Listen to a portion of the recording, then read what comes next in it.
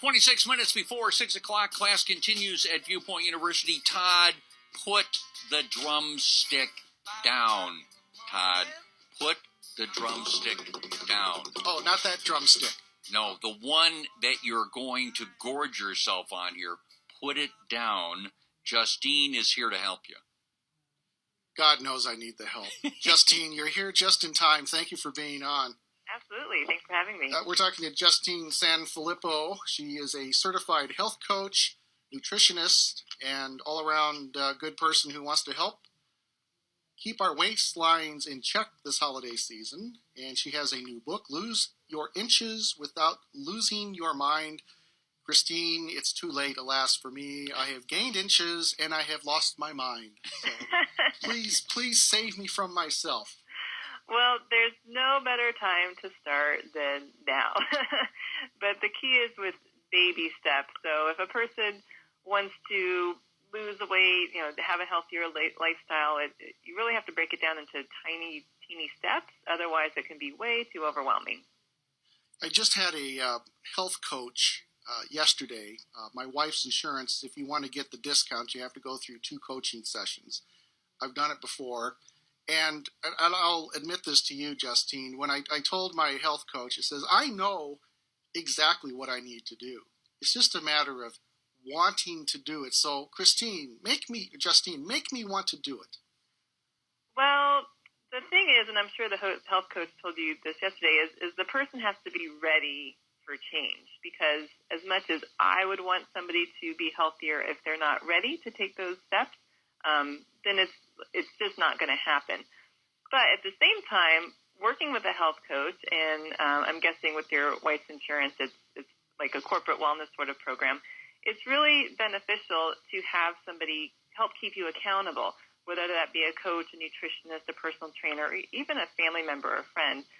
Just somebody to sort of report to, because I think we all kind of know what to do, but it's just, like you said, a matter of doing it. And if you have to report to somebody, you're more than likely to do it more often. So the team approach to losing weight and keeping weight off is the best way to do it? I think so. I mean, I've used coaches and trainers plenty myself, and I love the show, for example, The Biggest Loser, and I know Jillian Michaels isn't on there anymore, but she was my favorite trainer, and even she would have a trainer.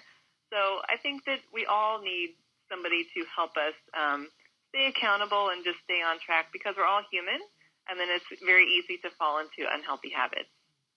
Justine, today in our basement here at the radio station, somebody brought in 2 huge boxes of pastries. Rick and I have already talked about this on the radio. They were like the most incredible boxes of pastries I've ever seen. Mm-hmm. And I succumbed badly. And that's going to be one of many tests. So how do I convince myself that I need to either abstain or don't go completely nuts and eat all the goodies? Well, when you say badly, what does that mean? Does that mean 1 pastry, 3 pastries, or you lost count? I didn't lose count. I stopped at only 2. Okay. So with that, and that's a really great point, is around the holiday season, especially like at a radio station such as yourself or in the office, treats are going to appear between now and January 1st. So there's a few ways that I think are helpful. Number one is if you know that whatever this is so tempting and you are just craving it and you're going to be dreaming about it for the next 3 days, then have one to satisfy the craving, but then enjoy that one and then don't have any more.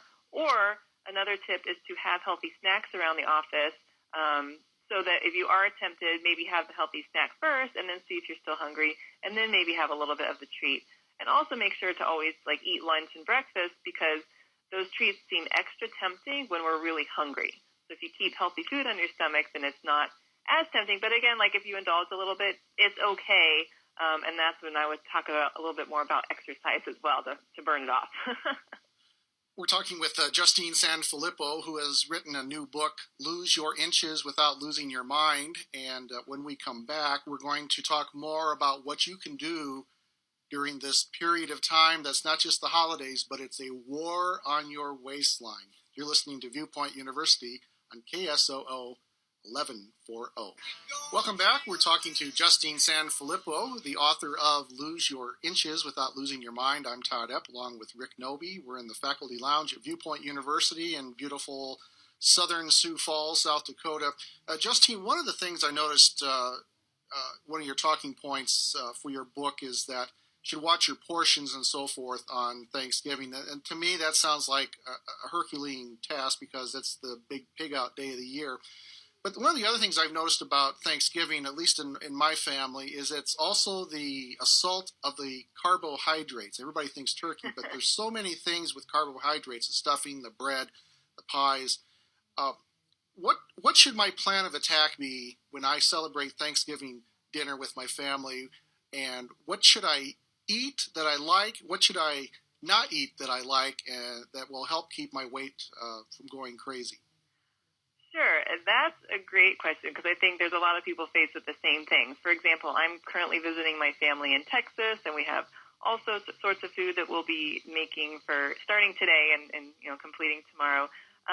But I think wherever you go to celebrate Thanksgiving, there's going to be treats that you love and that are only come around during the holidays. And if you're going to somebody's house, you really don't have control of what's going to be served there.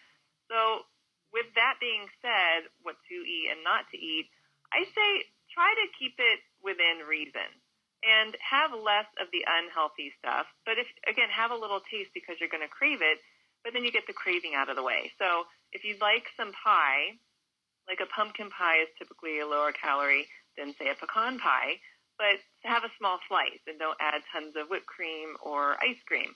Or if you love the mashed potatoes, keep it to a reasonable portion, which is like less than the size of your fist, which is equivalent to about 1 cup. And turkey itself is actually pretty healthy. If you pile on a lot of gravy, then that adds in calories and especially sodium. So I just say to keep it reasonable. And also, and I'm not really sure how Thanksgiving got to be all about food and how much we could stuff ourselves, and then your stomach hurts, and then you feel bad the next day.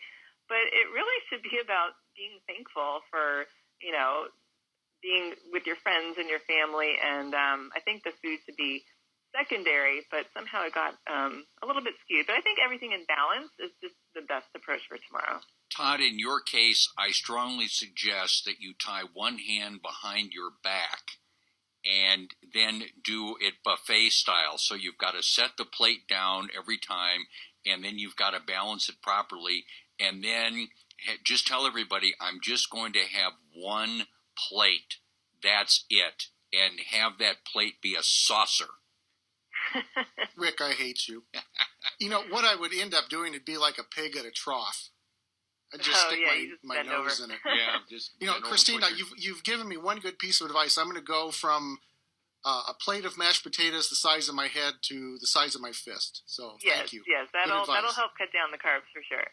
The other thing I noticed that you push, well, that's not the right word. I mean, you suggest that we do is continue or start your exercise program. Now, okay, I'm going to play devil's advocate here for a little bit. I'm also a lawyer, so I always look on the bad side of things. I can't help it, Justine. That's just the way I am. Okay. So, it's the holidays. What are we doing during the holidays? We're traveling, so it screws up our routine. And then we've got our family, and so I feel like, I got to talk to my dad.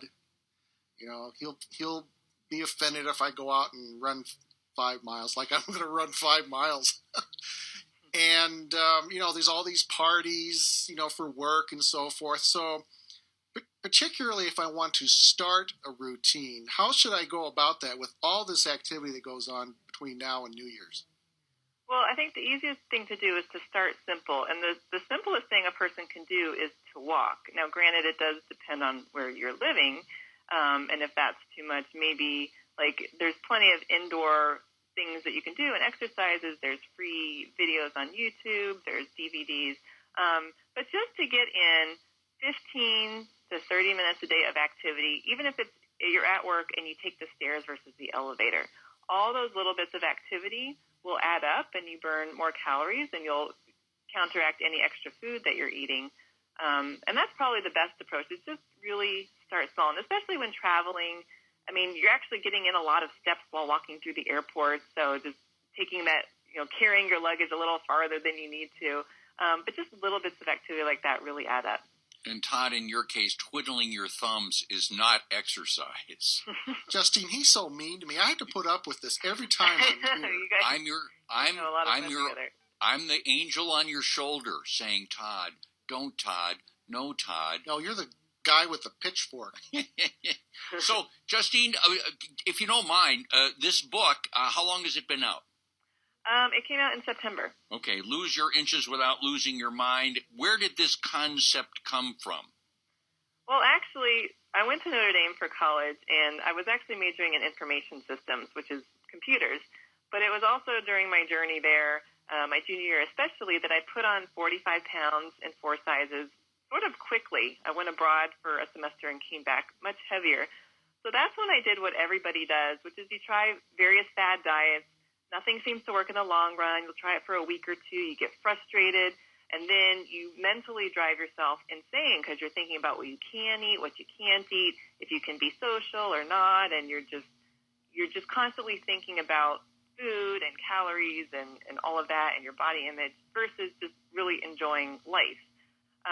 So after going through that journey, I eventually became a certified health coach, eventually got my master's in nutrition, and one day I just started writing, and it was really all this information was just in me sort of bursting to come out because I was able to sort of get out of the tunnel and get out of the other side of losing the weight in a healthy way and keeping it off now for 14 years. And I just really wanted to share that information with people to let them know that they can do it, to empower them to take control of their waistline, and just to give them a very simple, down-to-earth guide to help them find their own path because we're all different. So one thing with the book is I act as a person's personal health coach. They only have to read 1 chapter per week, and I help them set baby goals for that week to focus on. And then I also focus on inches instead of the scale because the scale drives us crazy also. So if you don't mind my asking, and even if you do mind, I'm going to ask it anyway, the 40 pounds that you gained those many years ago, how long did it take you to lose those and keep those gone?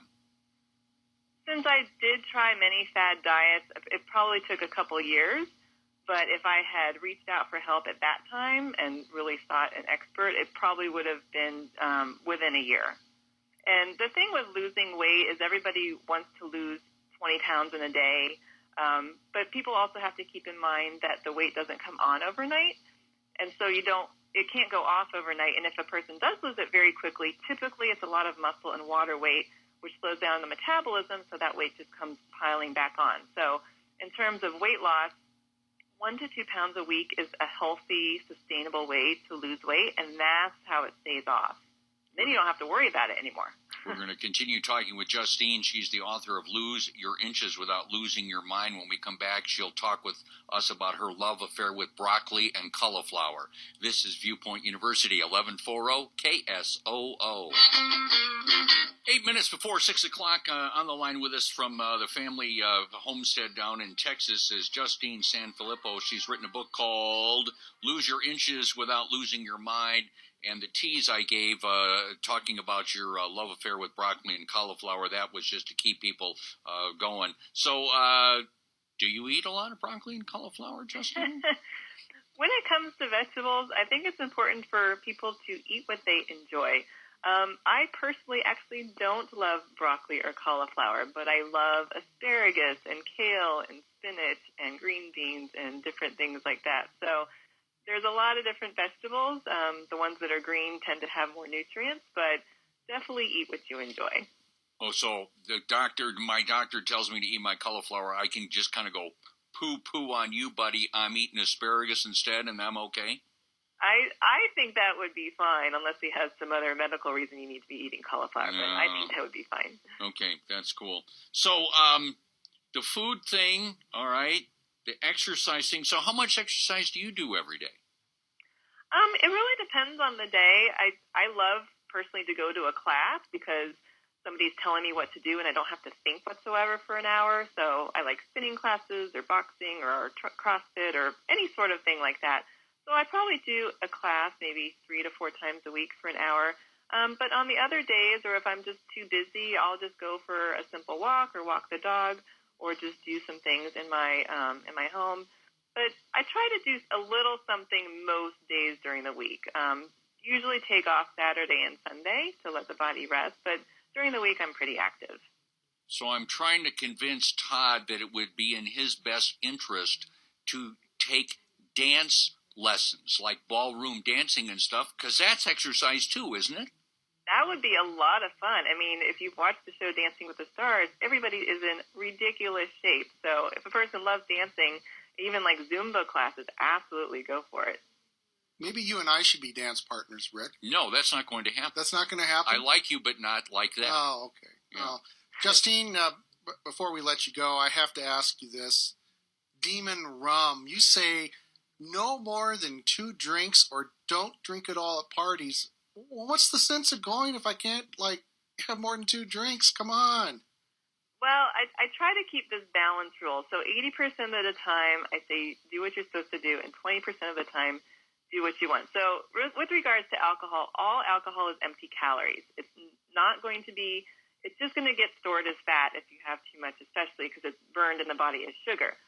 So if you are going to indulge, especially with a holiday party, if you're around coworkers, sometimes a 2-drink max is actually a good idea because then you won't maybe say or do anything that you regret later. Todd, that's something that you need to be very aware of, Todd. Very aware of. Okay, keep going, Justine. Sorry.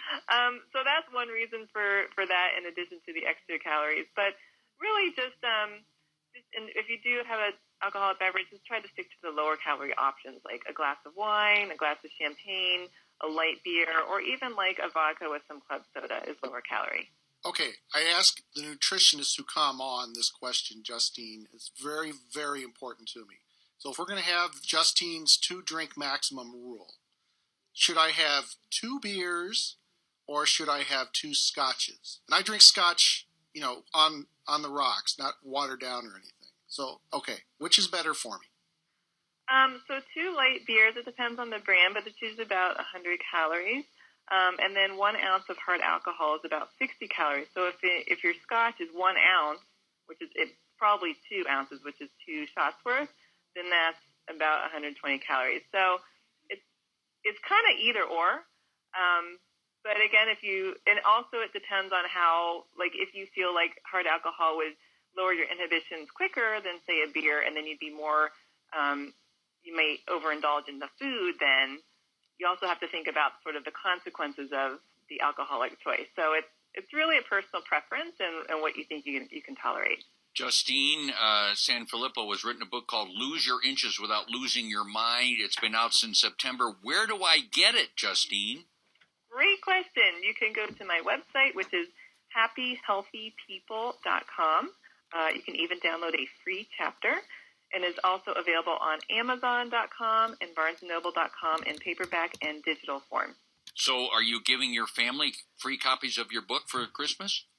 Yes, they all have a signed copy, absolutely. And it's funny, my parents, along the way, they're extremely supportive, and they have helped edit it multiple times. So they've each probably read it at least 50 times. Okay, very good. Justine, it was a pleasure talking with you. Thank you very much. And just remember, push yourself away from the table tomorrow.